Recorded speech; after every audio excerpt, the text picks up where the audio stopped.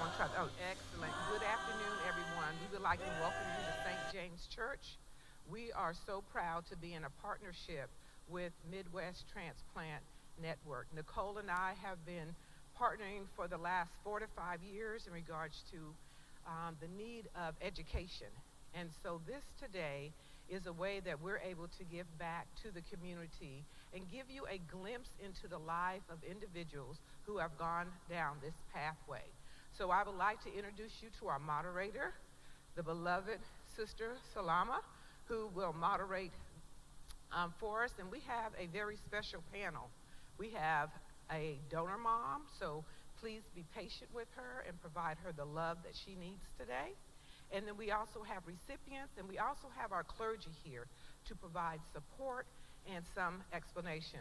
And we have the doctor in the house, Dr. Moncure. And so we're so blessed that he is here with us today. Welcome to St. James. The restrooms are out in the hallway. And then after this is all over, we have a very important video that we want to share with you in regards to how lives are changed. Thank you and welcome to St. James.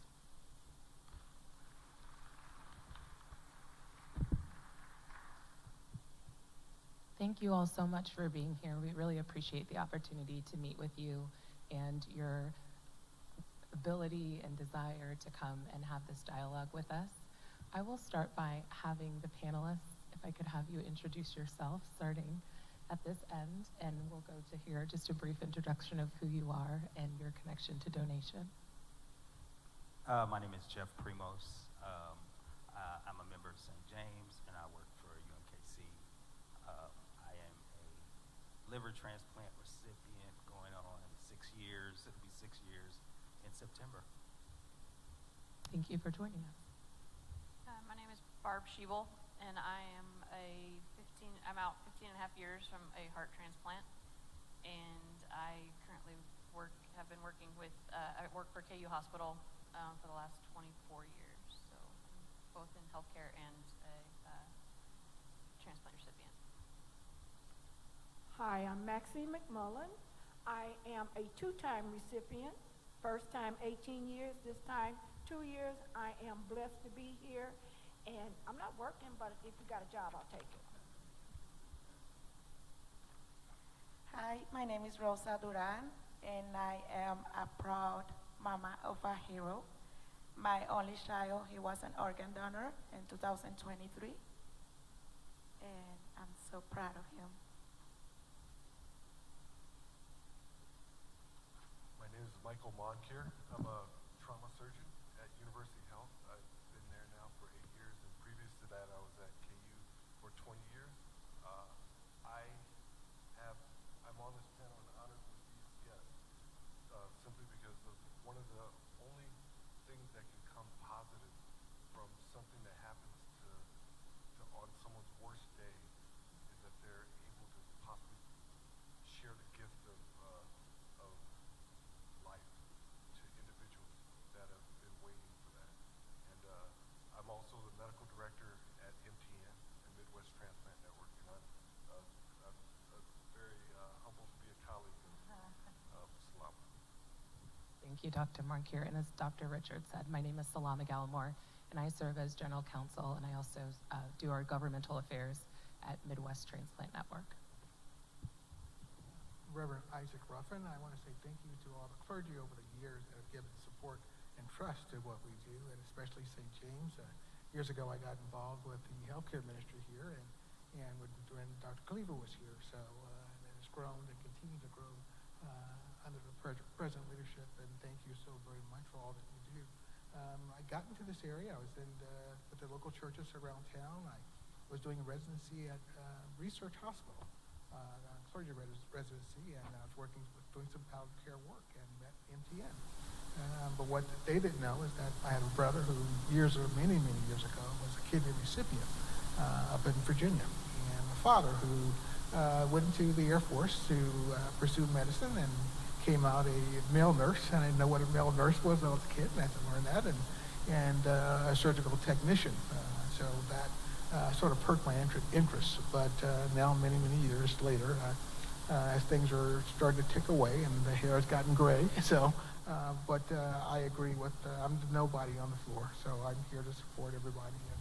And the thing is helping families on a day that's very, very difficult in their lives and trying to make meaning and giving them the best opportunity to find support and love and comfort and making a decision that gives life to someone else.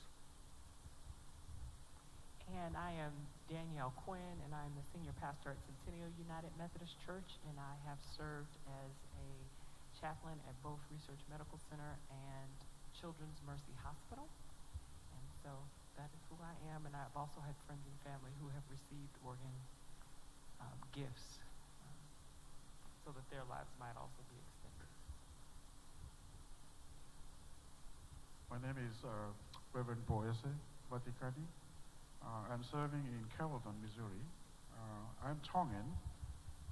If you don't know, you can pull up your phone. It's in the South Pacific. It's a small island.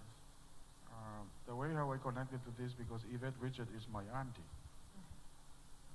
And I will share more when we have the discussions and the conversations, but this is something that it's very foreign for us as the islanders. But I was so blessed because I know a lot of people in the church, colleagues, that they are recipients. So I'm so blessed for these invitations to be with you all. Thank you all so much. So I will just start by asking questions to select people up here, but if you certainly have anything you'd like to add, please do add in your 2 cents. I will try to keep us on time, so I won't have any music to kind of cut you off if you're running long, but I might say something like thank you very much. So just keep that in mind. So for the first question is for our recipients. So Jeff and Barb, how has receiving an organ, eye, or tissue donation changed your life, and what would you want potential donors to know about the impact of their decision? Well, first I want to thank Midwest Transplant Network because they were the ones that actually got my liver. And I also want to thank St. James because there's several people in this room that when I was going through what I was going through provided my family support. So Dr. Richards, Pastor Quinn, Tyrone up there, my St. James family really helped us out.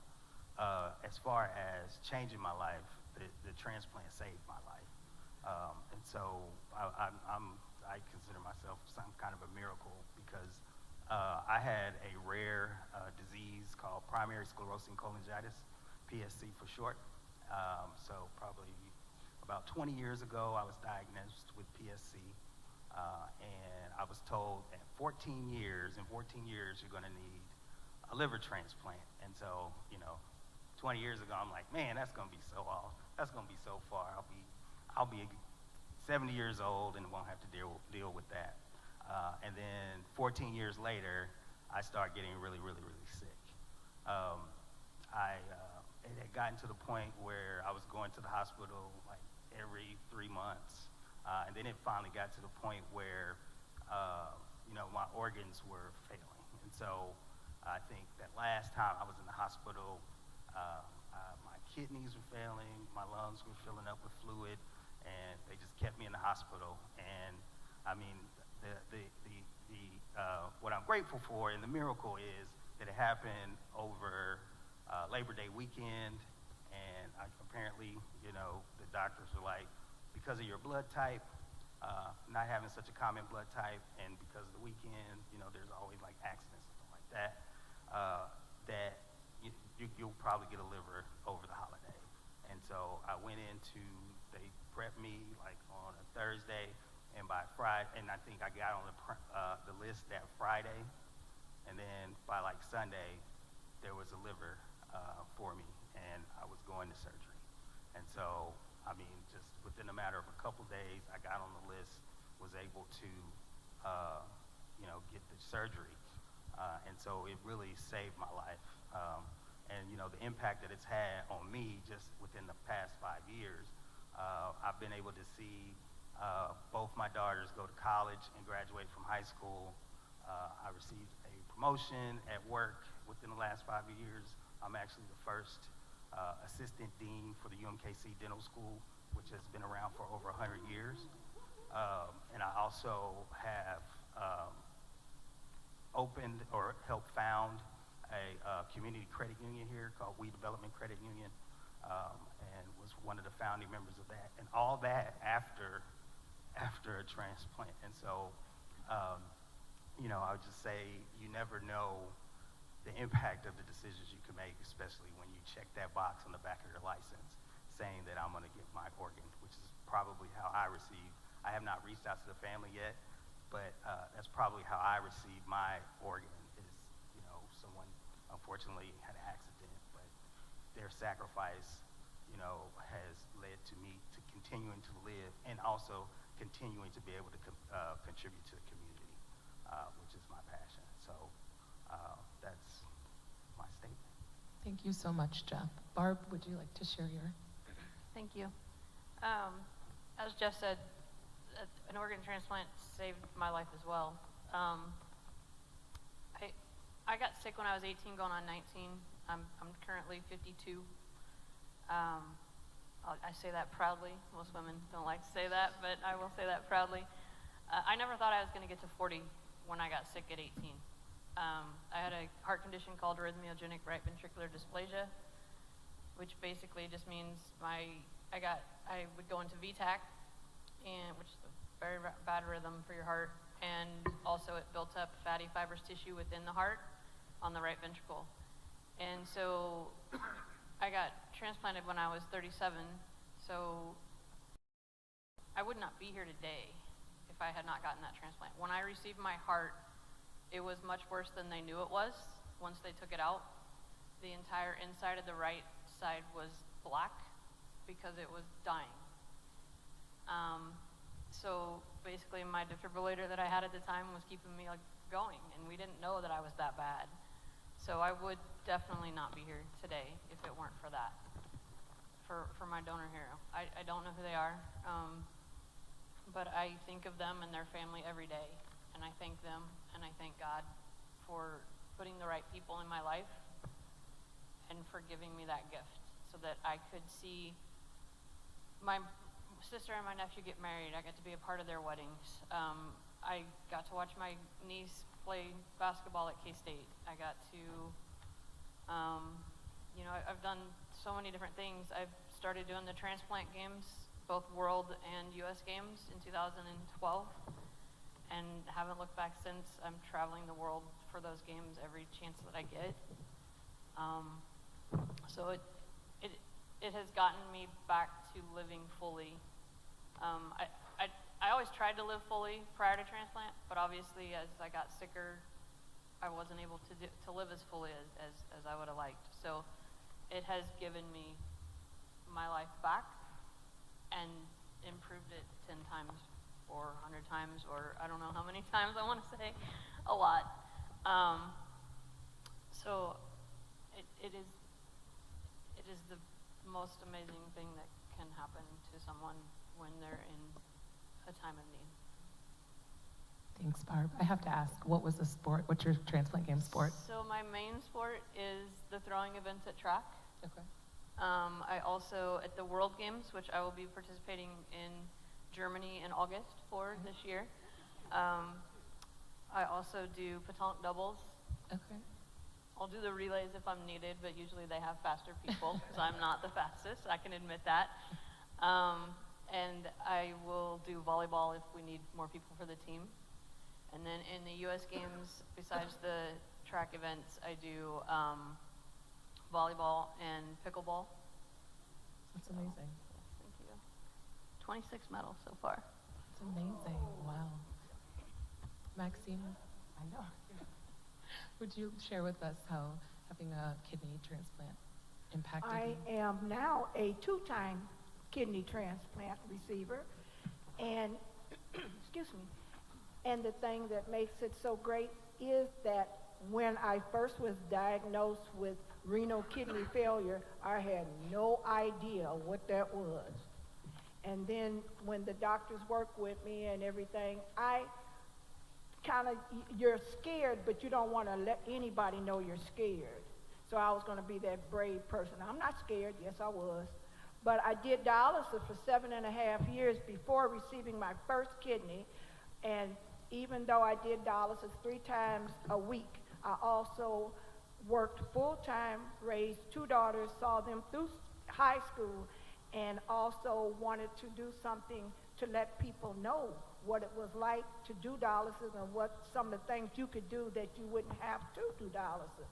But I am so grateful that I received my first kidney, and it lasted 18 years.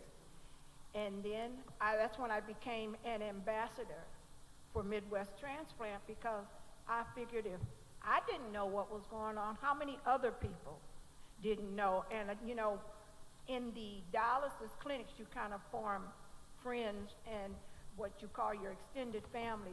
And there were so many people there that I talked to that did not know why they were there. They thought they were being punished. So I really am grateful. I thank God that he gave me a sense of humor, because I like to make people laugh, and it helped me to get through dialysis. And this last time, I thank God, because I only had to do dialysis for a year, so thank God for that. But I encourage anyone, excuse me, if you can, just learn. Don't be so quick to turn away. Learn about it and talk to people about it, because if you don't know, you'll never grow. Thank you so much, all of you, for sharing your stories. The next question I have is for Dr. Moncure and also for Rosa. I know that as a donor mom, you've obviously have a strong connection to donation. And I wondered if you could share a little bit about what your process was like with your son's donation. Okay, yes, thank you. First of all, my main language is Spanish, so I hope I can explain myself so you can understand. So it was a really easy decision to take. I didn't have to think it twice, because in that moment, my heart was broke. Still, I'm working on it from God's hand. And my heart was broken. And in that moment, I thought about another mom. So that's why I decided to my son become an organ donor. He wasn't registered as an organ donor, so I took the decision. And I'm really happy that I took that decision. My son was able to save 4 lives. His heart, both kidneys and his liver. And last year on August, my son's birthday, I was able to meet his son's heart recipient. It was a blessing. And he is my son's age.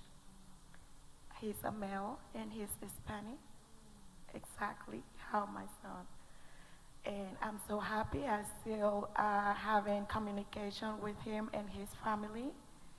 And I was able to went to his first year doctor's appointment. I was able to watch my son's heart through an ultrasound on 3D and listen to his heart. So I am I'm thankful. And I know after my son passed and he was able to save the 4 lives, I understand that it was his mission on this world. So I'm always trying to, even if I don't speak English very well, but I'm always trying my best to spread the importance of becoming an organ donor, and trying to encourage my community, everybody, but especially I'm encouraged to my Hispanic community, because this is that's something that is not really talking about between our community. So when people that I know or they know me, when I talked to them about the organ donor and then my experience, I received questions like, oh, really? I didn't know that we can donate our heart to another person. And then I'm just trying to talk about my experience so people can think about it. And like I said, I'm trying to encourage people to become an organ donor. Actually, I use my social media a lot talking about the importation of organ donor. So try to do my best. Thank you. Thank you so much for sharing.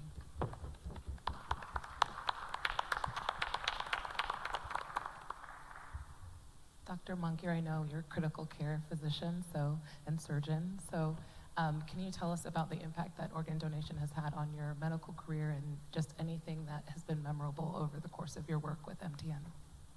So, I'm originally from Oakland, California, and a lot of my family's in California, and I've had my closest cousins have renal failure and be in need of kidney transplant. But one of my closest cousins just recently had to get a second liver transplant, and I mean she is the life of the party. She is the person you want to hang out with at the family reunion. And I remember it was probably like 15 years ago when she first needed a liver transplant through some metabolic disease, and it really struck me hard from the standpoint that it illustrated the importance of what we were doing. I trained in surgery at Howard University, and I trained under Clive Callender, and so I didn't become a transplant surgeon, but I take care of individuals that are at risk of dying as a result of brain injury, and so those situations lend themselves to organ donation. And one of the things that we all know, the Hispanic community and the Black community, I mean, there's a lot of distrust, for the medical profession. So I felt because even though there is that mistrust, there's still a lot of us that need those organs. And so I signed on with Dr. Callender to work with Imhotep and to try to spread the word. And that got me a job in New Jersey, my first job, and it got me a job here in Kansas City, just because I feel it's that important. And what Rosa did is fantastic. And what you continue to do to let people know that it is not. We, as a trauma surgeon, if you come into my trauma unit, I'm going to do everything I can to get you to be able to live and leave that trauma center. But there are situations where it's not possible. And in those situations, I want you to know that you can trust us, that we're going to do everything we can. But we live in communities in Kansas and Missouri that have affected me gravely, that 85% of people that fill out their paperwork at the Licensure Bureau pick organ donation. Our young people are picking organ donation, as something that they want to happen, and they feel that strongly about helping others. And so it's like I said, on the worst day of someone else's life, my patients walk out of the door feeling good and get into their cars or whatever happens, and all of a sudden they're put in a situation like this. And it's my job to be as transparent, as truthful, as straightforward as possible, and not to ever discuss organ donation, but if that is something that they wish to pursue, I would try to help them through my colleagues at MTN. And it's been the only thing that's kind of helped me in the most tragic situations. Thank you, Dr. Moncur. So changing perspectives a little bit, Reverend Vaticani, you mentioned that you're from a small island in the South Pacific, and so that this was new to you when you sort of became aware of organ donation. Can you tell me about any misconceptions that you might have had or that might be prevalent in your community? I know it will come to me, these questions, but I'd like to expand why I say earlier on. I grew up in the islands of Tonga. It's 6,000 miles from here. And our population is only 100,000 people. So if you think about it, with the medical professions, we don't have like what we offer over here in America. And I think I go back to Rosa, what she said. We are a communal people in the islands. And everything has to come with the decisions of the families. And everyone has to agree and all those stuff. But go back again to you, I left Tonga 30 years ago. And I live over here in America, and I work in a church that is all Caucasians.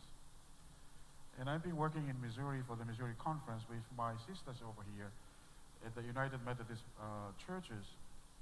What really inspired me, because I do a lot of visitations, when people at the hospitals, and I keep reflecting of myself, how can I be a voice to my own people? And go back to what Rosa said, the English proficiencies of my people that I know, there are a lot of stuff in English that they don't understand. And you can imagine, doctors, if someone rushes to the hospitals, there's no Tongan interpreters, how they're going to deal with it, that's the only person inside. But I work a lot with a lot of medical fields. Although my work is in the church, we've called at night, in the morning. Most of the cases is from the West Coast, because that's where most of the Pacific Islanders live. And when Dr. Yvette invited me, I think this is something that inspired myself to help people, and especially the Pacific Islanders, to notice that this is a gift from God. And I've been sitting over here and listening to the recipients and the donors. It's already moved myself. And especially as we journey for Good Friday and Easter coming up. The celebration of a new life, I think with my role as a pastor at the church, just to give the hope. It may be for the people they don't even know, but for the recipients who receive it. So I have been working a lot with my own people, because over here in Independence, that's where I first working, because a lot of Pacific Islanders in Independence, but guess what? They are Samoan. This is something that a lot of people are misinterpreted for us South Pacific. We come from the Pacific Islanders, but there is a free ethnic people that you belong to. Because you don't have to mistaken Pacific Islanders thinking that we are all the same. I'm Tongan, and it's totally different from Samoan. I'm not New Zealand Maori that I can compare to a Hawaiian. So when all those has been worked on, and go back again to your question, so that's where the transparencies that a lot of people are not understanding in my own context. Because a lot of them are being treated, oh, we thought that you were Hawaiian. I said, hello, I'm not. But when it's come from in that areas, it's a lot to unpack, so that people in the professions will fully understand that when someone coming in, they are Pacific Islanders, but they are under the three ethnic groups in the Pacific Islands. You either belong to a Polynesians where I am, or you belong to the Melanesians, or the Micronesians. That's the three. So when you look at the South Pacific, there's a huge population out there. And when it comes to talk about this, there's a lot of work to do that I believe, but I think maybe this is the beginning.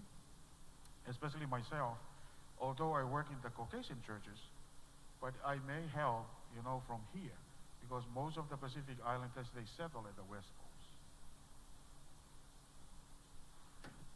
Thank you so much. And for Reverend Quinn and also Reverend Ruffin, can you tell us how your religious views or the religious views you've encountered across your career in the ministry have been impacted by organ and eye and tissue donation, or how that's touched you personally, and how you integrate that into what you do.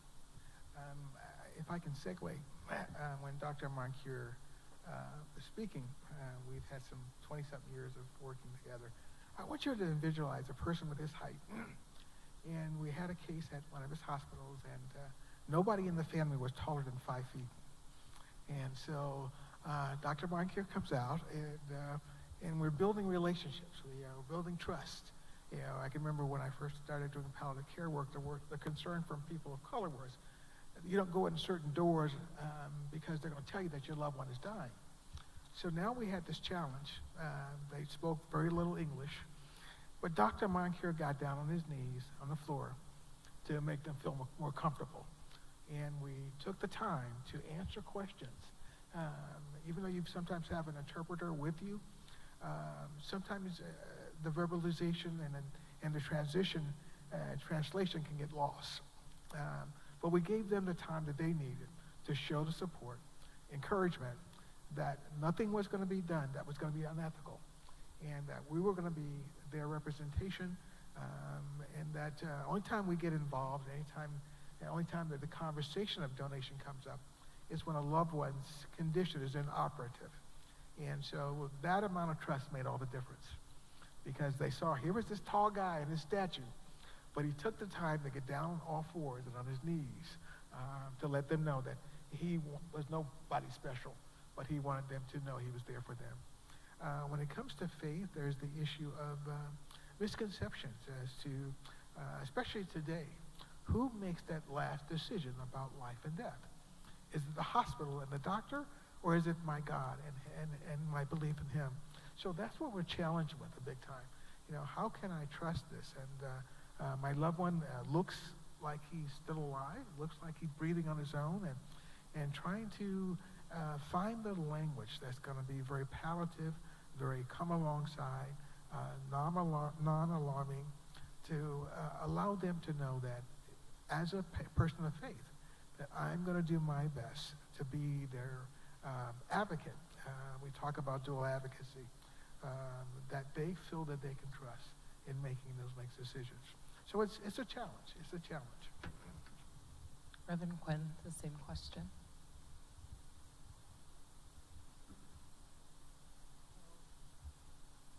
So I just want to say I appreciate the work and the sacrifice and the gifts of everyone on the panel. I think for me, going along with what Reverend Ruffin said, there's a lot of misconceptions about what it means to be an organ donor. Sometimes people feel that if I allow this person's organs to be donated, if you're a faith community that believes in the resurrection from the dead, how will that happen, right? Or if I allow this person's organs to be donated, am I giving up on their life and any hope of their life? And I think sometimes the work that I appreciate that chaplains do, and I'm no longer a chaplain, but the work that I appreciate that chaplains do when they're invited into that process is that they get to listen to the family. They get to listen for the cues that the family might be sending around organ donation, around God, around life and death. And they usually have gone through, it's kind of like a spiritual triage to discern what that particular family may have need of in terms of faith, which is a strong indicator of how they understand death, if that makes sense. And so sometimes just to be able to have a chaplain to assure a family that in fact your loved one can still go to heaven after they've donated. To tell a family it's okay, the same God that, if they are of Christian faith, the same God that was able to reconstitute dust into a human life can reconstitute your loved one on that great day, that great getting up morning. And also I think the chaplain plays a critical role in helping families understand that in fact your doctors and your nurses are on your side, right? And I think that's particularly, important, especially when we think about America's long history of medical malpractice when it comes to African American communities. And then I also see chaplains as facilitating well-being and trust between the hospital and the family, because we have to understand that it wasn't just Tuskegee, right? It was everything that has happened subsequent to that, right? Whether they have gone into a doctor's office and been disrespected, or whether they've come to the hospital to see a loved one and security has treated them as if they need a strip search first, right?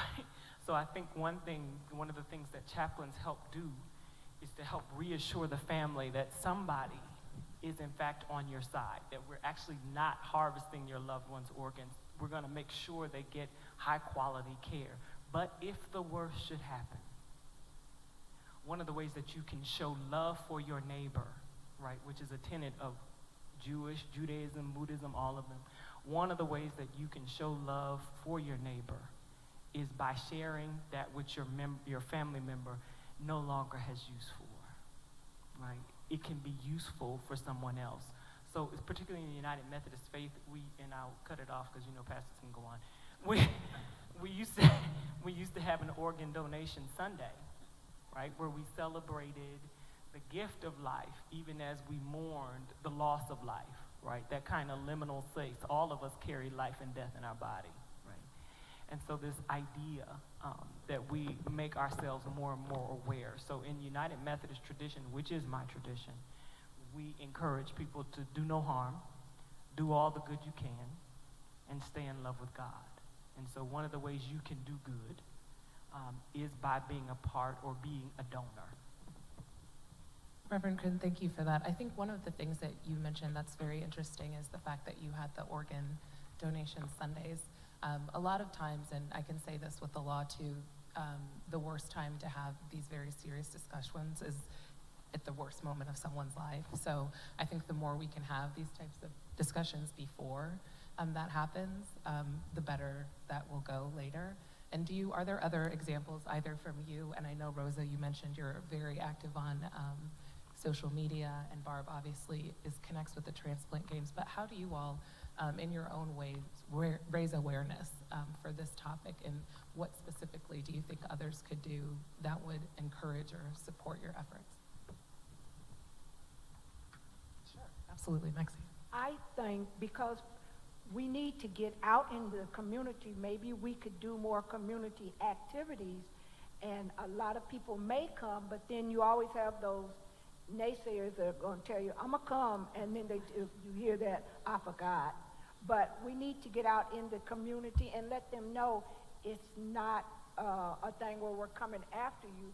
We just want to inform you and get you educated on that, because when you talk to young people, there's a whole different mindset than it is with the older people. And that's a really good point too. I think there's generational changes and differences even in my own family. My parents feel very differently, or I had to kind of talk with them about their views on organ donation. But I think that speaks to the importance about sharing those views prior, right, to anything happening, and being very open with your family members about your decisions, because I think we also see a lot more pain happen, in the hospital when someone has made that choice at the DMV to be a donor, but maybe their family doesn't know and they feel very differently than them about that. So I wanted to talk to you if any of you have had those situations. I know Dr. Moncure, you've been a part of some, I have myself, but as chaplains, how do you work with that family to help them understand someone's decision? And just as you say, you're exactly right. You have to keep having the conversation with the family, because I do recall an instance very prominently where we had a young person, they were 19 years old. They had a catastrophic brain injury from which they would not recover. They had said that they were going to be organ donors, and the parents were adamant that it would not happen. And they lawyered up almost immediately, and it was painful to watch. And what made it more painful is once you get lawyers involved, as beautiful as you are, it's always painful when we're involved, really. Folks start clamming up, and so those conversations that could be had become more and more difficult to have. So I think one of the things is that as older people, we have to listen to our children, and a child shall lead them, right? Sometimes our children have a lot of wisdom that we do not have, And so we have to have those conversations. Young people have to push their parents because it is a generational divide. To say to their parents, look, I know this is going to be the worst day of your life, but this is really what I want. And so we have to be open to hearing what our children are saying to us. I think it also gets to helping, walking along with families on the ethics of those very, very difficult times. Honoring a loved one's wish, how important that's going to be 3 months, 6 years from now, knowing that you weren't, and you try to find a better word other than selfish. I know you brought Jimmy into the world, and you've been with him all these years, you nursed him, and saw him go off to college, and now Jimmy has made this decision to give life, and then trying to, again, because people are different, even within different faith traditions. People think, well, if you're this, you're that, you believe one particular way.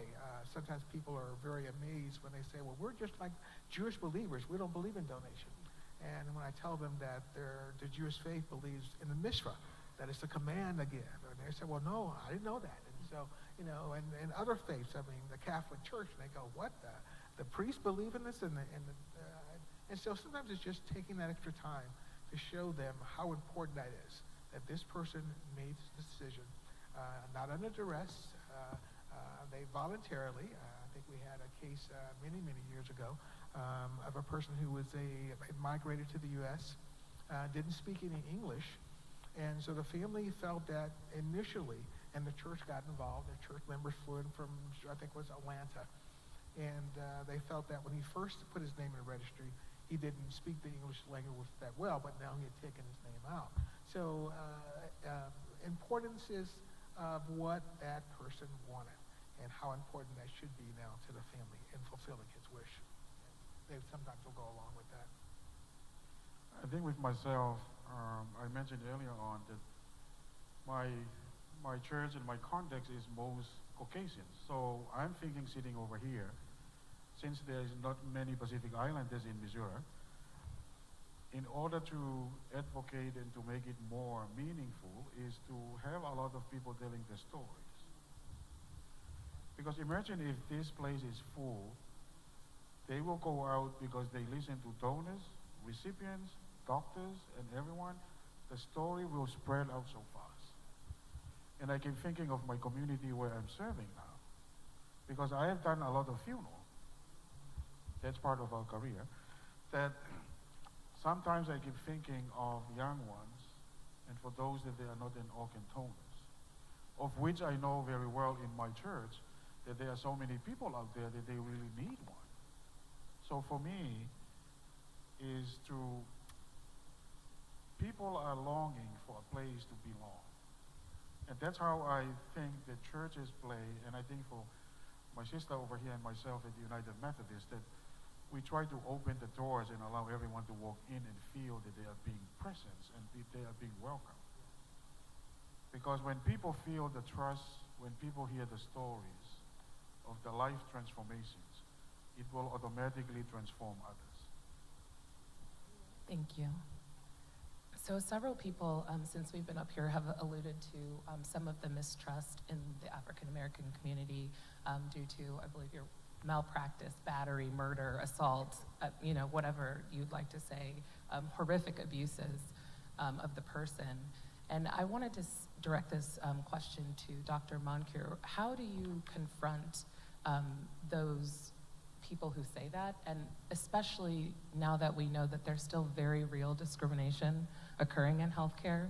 It wouldn't be true to say, oh, that's not happening anymore. We know Serena Williams almost died during childbirth, so did Beyonce, right? So if women like this are still struggling to access equitable healthcare, how can we trust medicine, just, me, a simple person in Kansas City?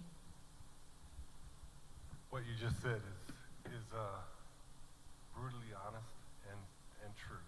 And I think first thing, as a black physician and as a physician of color, the first thing is for me not to try to dispel it and try to say that's not true or say things that people know there's evidence.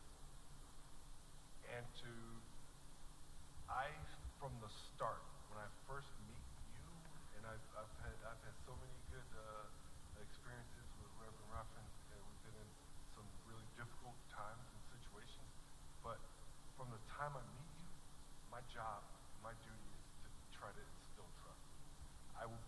straightforward as possible.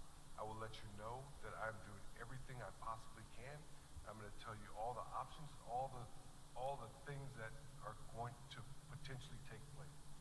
And I'm going to try to emotionally touch that family such that they can impart the trust. First of all, it's reassuring a little bit to them, by seeing someone that looks like them. But second of all, that doesn't matter in the whole scheme of things because people know when you care. And I have obviously lots of medical students and residents and trainees all throughout all spectrum of years of training and such. And I always tell all my colleagues and all of them that I can't teach you how to care. But if people feel like you care and they feel like you're being transparent, like when I go through the whole organ donation, no, not through the organ donation, but if someone were to have a catastrophic brain injury and they were to find themselves in a state where they're eligible for organ donation, my job is to do everything I can. I bring my patients, and Reverend Ruffin knows, their families into the room. I explain to them, first of all, what I'm going to do as far as an exam. And as I'm doing it, I say, this is what we talked about. The pupils aren't reacting. And I let them see. And I go through every aspect of that exam. And I ask them, do you have any questions? If you have any questions at all, please stop. And at the end, when I sum it up, if we've gotten to that situation, I think that helps a lot because there are lots of families. I would probably say 25, 40% of families going into that situation are thinking, my loved one's living, he doesn't know what he's talking about, this is going to be a miracle, or this is, first of all, I don't put you through that if I don't think that it's not true. I think he was with me, I actually had a situation probably about 15 years ago where I had two people that worked in the hospital I worked at KU. They were both employees and they were good friends, and they had a daughter that had gotten in a horrific accident. And for all intents and purposes, she looked like she was completely dead by neurologic criteria. We went through the exam, we went through everything, and she took a breath at about 7 or 8 minutes, and you're supposed to go for 10. And I stopped. I said, she's not dead. We're going to stop, and we're going to do everything we can for her, and we're going to revisit this again in 24 hours. And the family came back. They knew that she probably wasn't going to survive, but they felt that I was being honest because there are people that probably question, well, if I say this, then they're going to think that what I was saying before wasn't true. Two things can be true. Be straightforward and honest. And then we came back 24 hours, completed exam, and they were at peace. And they then asked us, we want our loved one to go through organ donation so they can help someone else. And they hugged me, and everyone else, all my other colleagues would say, was that embarrassing? Did you think that you're committing malpractice? Did you think that you were in trouble? I said, no, I was being honest. And they, to this day, if I saw them, they'd probably give me a hug. And that's all that people want. They want people to be straightforward, to be, to tell them all the options.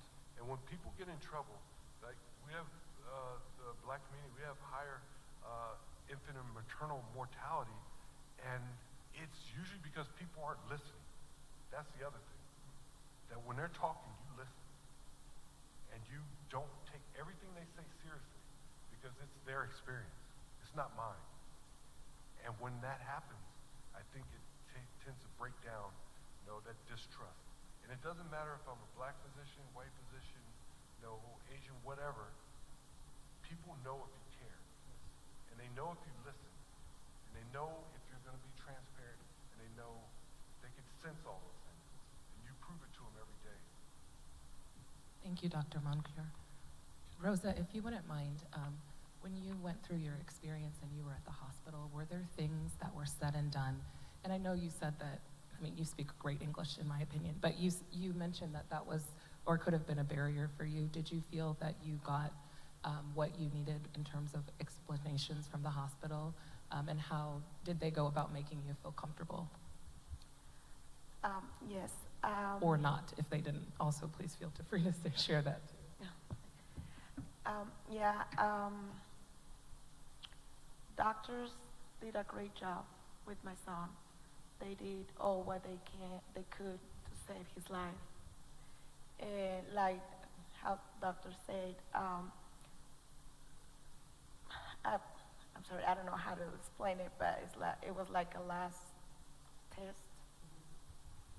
And I was present in the room, me and some of my friends and family.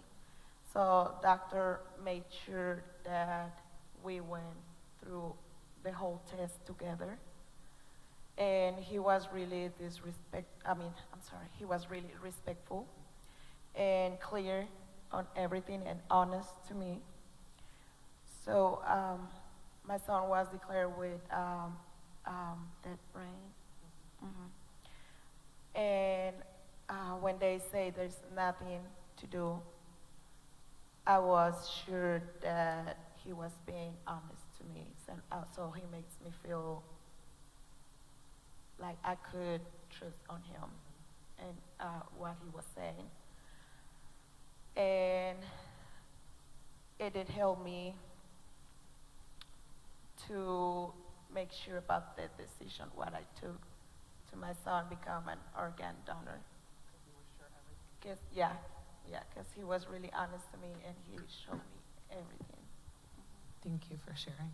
Can I just say, I cannot think of a more cruel thing to do if family goes into a situation with mistrust, and then I say, oh, okay, you guys step out to the waiting room, in about 20 minutes, voila, okay, he's dead, she's dead. You know, that just doesn't make sense to me. I think too what we're facing today, sometimes they say it's generational. The atrocities that families, especially minority families, sometimes have to go through, whether it's the GSWs or gunshot victims situations or overdoses and things like that, and they feel that there's a rush to judgment and they feel that nobody's there to advocate for them. So taking an extra time to get the necessary people involved, to let them know, and then to, sometimes we do catch the brunt of being that sacrificial lamb because they've got to give that anger someplace. But when you allow them that time and show them that they're not being disrespectful to you and that you understand what they're going through and you're willing to walk with them, they see and begin to build that trust. So that becomes so very important. But those things are happening in our communities. And so when they get to the hospital, they feel, okay, nobody was there for my son. Why did he get shot in the first place? And sometimes, even if you want to say, okay, let's help find that person that did this, it's not the hospital that's not taking care of your son. Sometimes we have to transition through all that to help them find a better place, and that takes time, and we try to do our very best. So I think the more we can learn about the process and what we can, and what's there for you as families, and having these discussions now, as opposed to waiting to that very last minute. And I've had times when I've had pastors call me and say, well, I've got to be there for them afterwards. So please don't get me mingled up in the middle, and I'm on your side, you know where I stand, I believe in it, but I want them to feel that I'm going to be there for them afterwards. And so I try to work with them as much as possible. Thank you.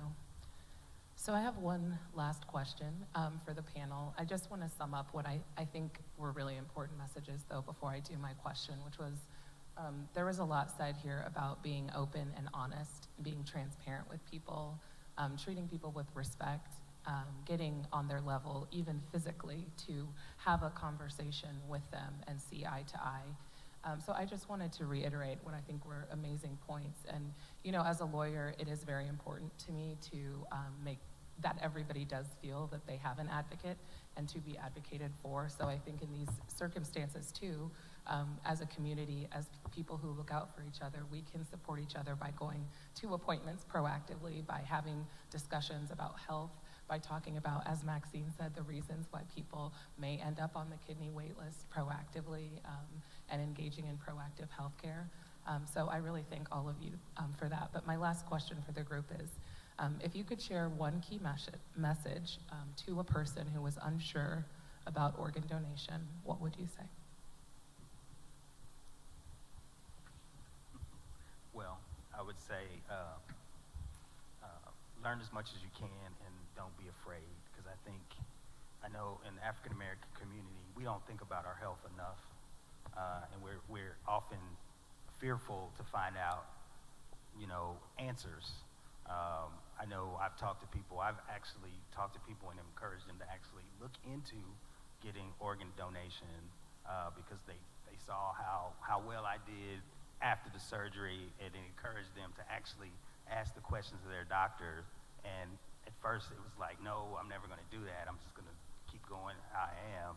And then they actually start asking the questions. So, these ladies up here are proof that how impactful just, checking that box on the back of the driver's license can be. You can change lives. You can actually change the world, because you never know who you're gonna save, whose life you're gonna save just by doing simple things and asking questions and finding out. So.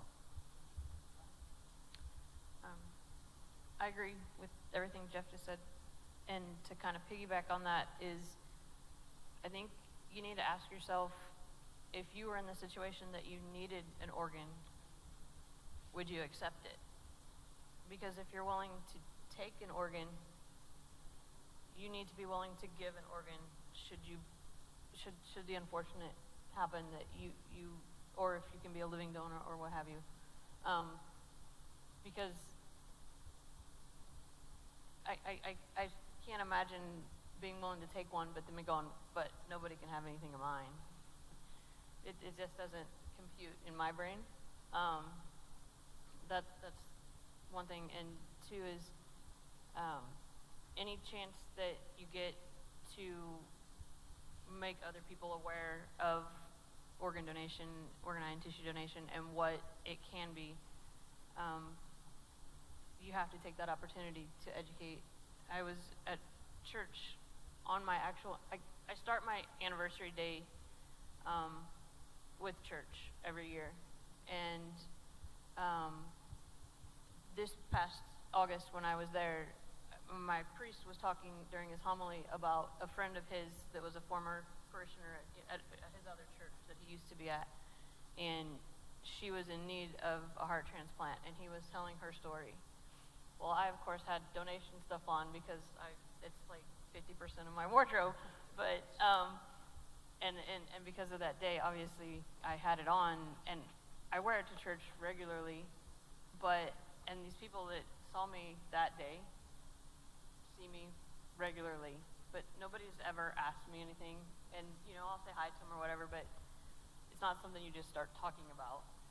And because I had that shirt on and his homily was about it, they asked me questions after church, and that got the conversation started. So any chance, no matter where you are, if you can educate anyone on it, then take that opportunity, because you don't know how it will impact their choice or someone that they know's choice. I wanted to piggyback on what they said, and the way I used to be able to get people to even listen to me before I retired, I would go in the lunchroom and I'd have a bowl of candy on one side and donation pins or something that spoke about donations on the other side. And while they're eating the candy, I'd ask them, have you ever thought about donation? Is it something that maybe I could help you think about? And a lot of them would tell me they just didn't know, or they just didn't care and never thought about it.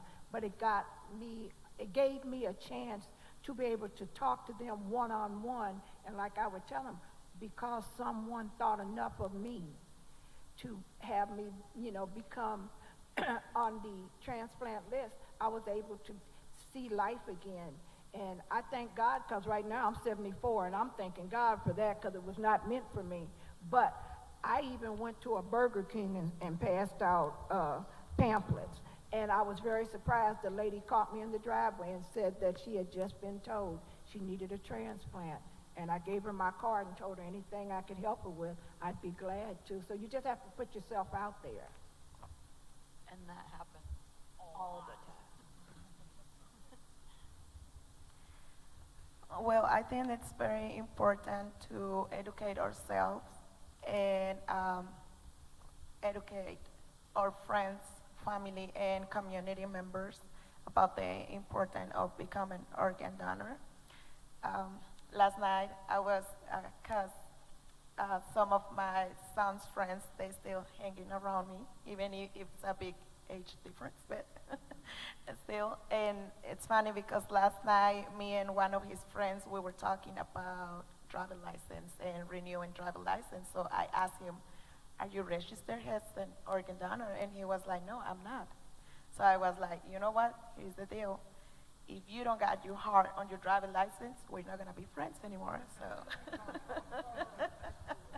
So, I mean, I'm just trying to do the best and the most how I can to encourage people. And I'm always talking about my son's story, becoming an organ donor, and about my son's heart recipient. And just trying to, make people aware about the important. Thank you, Rosa. That was awesome. To my right, this beautiful young lady who I told you, my cousin, who I grew up with. We basically babysat by my grandmother our entire lives. He died when he was in his 40s of renal failure.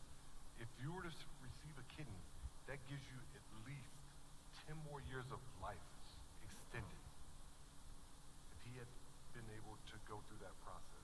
So I think about that when these situations arise. And I will tell you one other thing.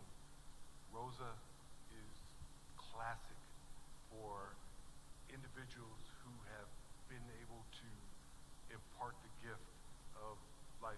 I've never met a person like Rosa who's been unhappy about what they did. I've met hundreds and hundreds of families that have actually, signed and consented to donation for their loved one, and not one of them. You look at the Rose Parade floats, you look at these days in which people are honored and celebrated.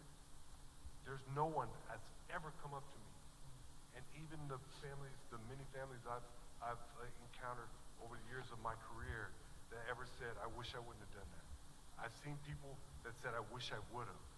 I don't know what I was thinking at that time. No, I was not thinking about anyone else, but I was thinking about my own grief, and I wish I would have, because that would have been something that could have come out of this positive, of this hugely negative situation. So I think we just have to remember those things.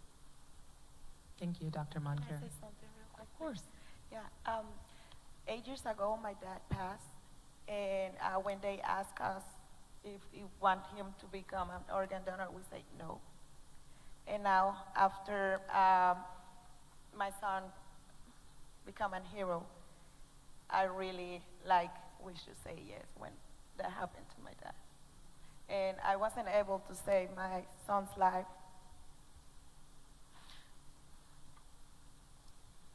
But me and him, we were able to save 4 lives. Between those 4 lives, there is a 4-year-old kid.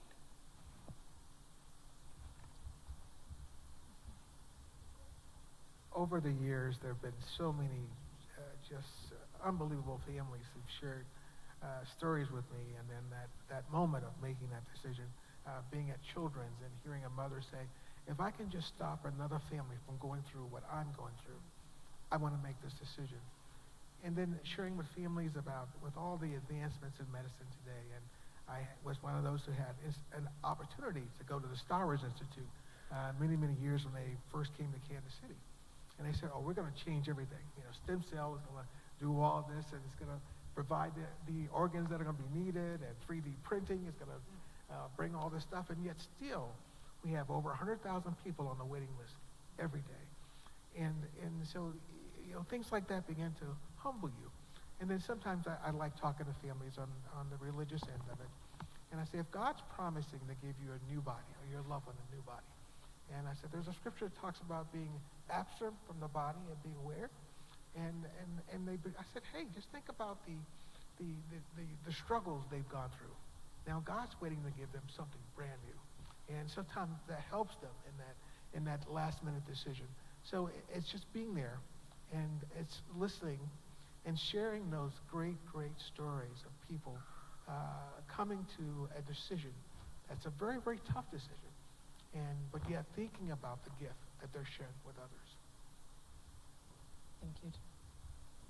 And I just ditto everything that everyone else said. I think it's important for chaplains and pastors, but particularly pastors, to just continue to lift up folks before the worst happens, that we serve a God that gives, right? That's the whole crux of Christianity, that God is this great big donor, that God donates to us life, breath, and God's only son. And so I think just to remind people of the crux of their faith is probably the best that we can do, and to do it often. Thank you. I think just to echo everyone's, sometimes our role as clergy just to be present in the room and let the family knows that they have been cared for. Because a lot of the times they felt neglected, but when we presence with them, it makes a whole difference in their whole life. And I want to end up with a story that this is what inspires me every time when I hear the Okantonas. It's a true story that has been preached by Reverend Adam Hamilton, that there were a school shooting in Wisconsin several years ago with the school kids. And there was a girl, I think she was 6 years old, she was an Okantona. And the mother was waiting, and one of the years, after so many years, and she said, I want to go and find out the recipients. So she did the research, and then she went and found the girl. When she walked into the room and she saw the face of the girl, and she told her, I'm only coming if I can allow myself to lean to your chest and hear one more heartbeat of my daughter's heart. With all of you that you are joining it, I know that for us as clergy, that's what I stand and encourage everyone, because one more heartbeat of a donor, it allows others to count their blessings. Thank you. Thank you. And thank you all so much for being on this panel and for all of the wonderful things that you shared, and also for Dr. Richards and Nicole for arranging this event. Thank you. Let's give this panel a round of applause, as they have been amazing. They have poured out their hearts. They have shared their personal stories. When Nicole and I start talking about this you were personally selected, number one, because you have the willingness to share your story and how God has blessed you. And to the clergy, thank you. You guys are like, oh, she's picking on family. I said, well, I picked Poese because what we want to do is spread it among not only one community, but he has a great connection with his Tongan brothers and sisters. And so this is a way to spread the message. And so I'm grateful for them. Pastor Quinn and I started working here in 2017, and I would get in at 7, but she was already here because she served as a chaplain, and she's coming off the night shift working with a family who has lost a loved one. So I would hear the stories and the passion she had for being there and sitting with the family all night. And so we are just so grateful. And Rosa, once again, we are praying for you. We're grateful for you for sharing your story. And we are just so grateful here at St. James. I got involved with this wonderful organization as a memory to one of my nephew's best friends who was killed at the age of 16. And he decided, he told his parents that I have lived 16 wonderful years and I'm ready to go to be with the Lord, and which surprised his parents. And then he donated his organs and was on the floral parade for the Rose Bowl. So I do this in memory of Jamie Bynum, And I think everybody has their story of why we do this, but it's so important that you make sure that on the back of your license, and I just had mine renewed, that I had donor checked. And also share this with your family in regards to this. We're grateful for Jeff because he is a church member, he is family, and we surrounded him, and I'm so grateful that he said yes. To our heart recipient, keep striving. You are an athlete. We love that, and however we can support you, let us know when we see Miss Maxine all the time.